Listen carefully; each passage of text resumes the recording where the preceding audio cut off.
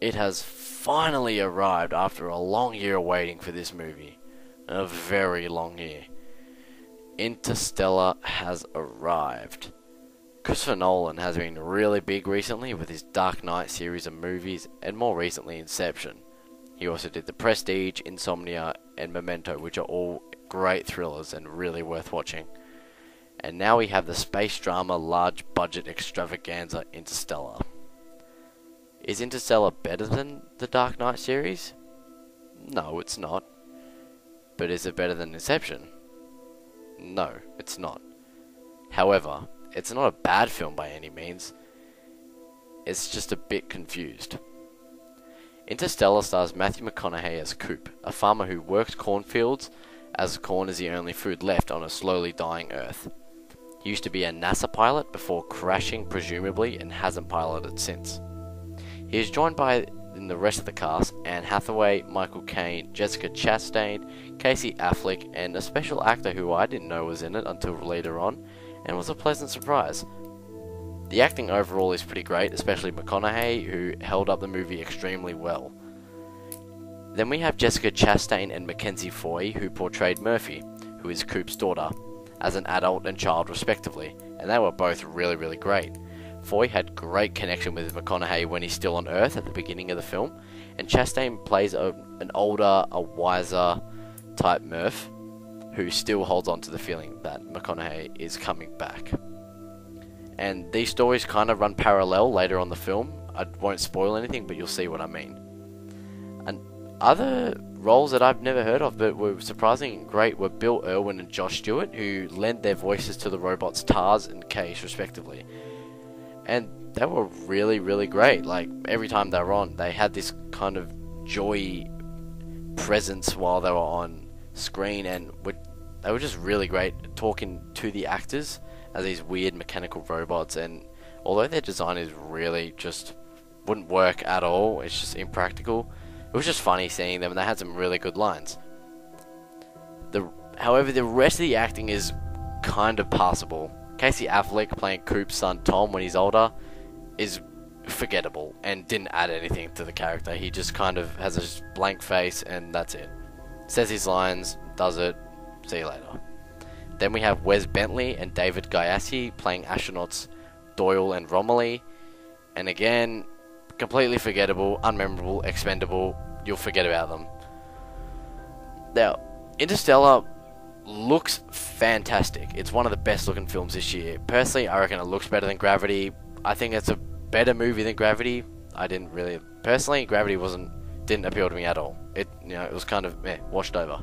This is a better film than Gravity. It looks better everything, but still, there's still little just nitpicky things that really take away from the experience. Even though Nolan did really outdo himself on the CGI, especially in space, and the practical effects he would use when tackling shots down on Earth, particularly during the cornfield, which was a surprisingly really great shot.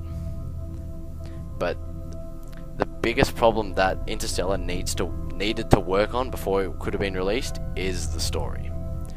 Now, it's in 3 parts. I like to see it in 3 parts. There's the beginning of the film, which takes place on Earth, the middle, which is in space, exploring these different planets, and then the ending. Now, the film establishes Earth excellently and really portrays a diminishing and dying Earth, and everyone is just desperate for a solution. Coop and Murph are great characters, and I just love seeing them on screen every time. They just brought a joy and a smile to my face. They brought a tear to my eye when you were meant to feel sad for them, and I really did feel sad, especially when Coop has to leave Earth and leave Murph behind. Like, that was heartbreaking. But then the film enters outer space, and that's when the flaws begin to show. When they land on the first planet, it is pretty cliche what turns out. I won't spoil anything, but yeah, I kind of expected what was going to happen.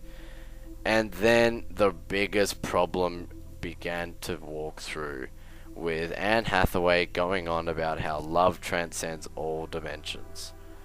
This is really irritating. It's some sappy ass shit to just be pouring out of a Christopher Nolan script. It is nothing you would see in any of his other films. There's always a logical explanation and something for people to think about and to get their mind working, not just, oh, love will save the day. The film would have been better, it would have been sharper if this was completely cut out of it.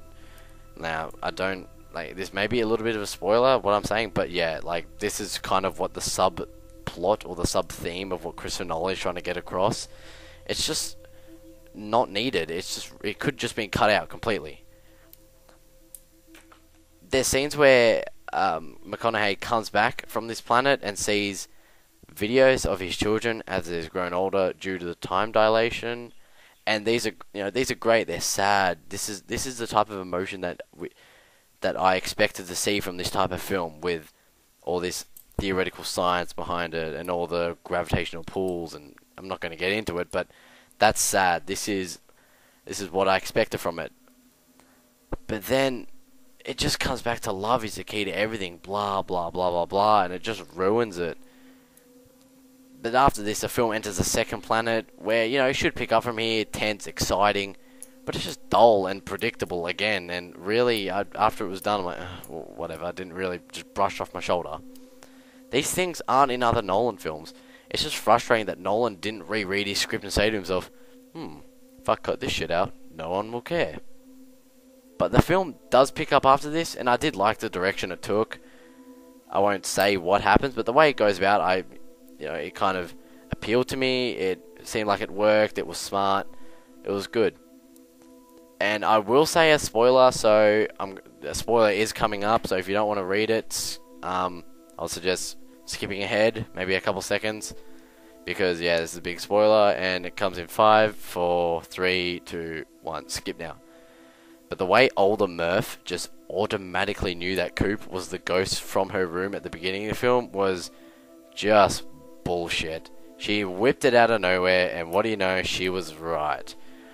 Nolan normally has explanations to most of his films where they seem realistic. For example, Inception had everything kind of worked together. There may be little nuances with it. I haven't seen it in a while, but he might be able to get away with it. But in this, it's just out of nowhere. It's typical Hollywood, and Nolan, while Interstellar is out of the norm of films as a big budget Hollywood film goes, I just don't want to see these things in a Nolan film again. It's just, no, it doesn't work. And the film does clock in at 168 minutes, which is nearly 3 hours. And it could have been shorter as well. The last 10 minutes of the film could have been shaved off, and it would have been the same film. It wouldn't have changed me. It would have just been, okay, it was 10 minutes shorter. It just would have been tighter, more, it would have worked better. But in the end of everything, Interstellar did wow me. I personally loved the themes of how wormhole interstellar travel. That really interested me, won over me. So I like that side of the film and how it looked and the shots and the acting better than, let's say, Inception. But Nolan has just overfilled his egg basket, and in the end, it came out beautiful and sad and amazing to watch at times. But then it's just brought down by this very eye-rolling and cliche script of just what Nolan is trying to get across. Maybe another day in the script writing department to clear up these little mistakes would have sharpened the film and just made it a lot better, but unfortunately it seems like he just wrote this down, he kind of went over it, he said, alright, this is good enough, chucked it all on the whiteboard, filmed it, got it out. Interstellar. So in the end, I'm going to give Interstellar a 7 out of 10. Thanks for listening to this, guys.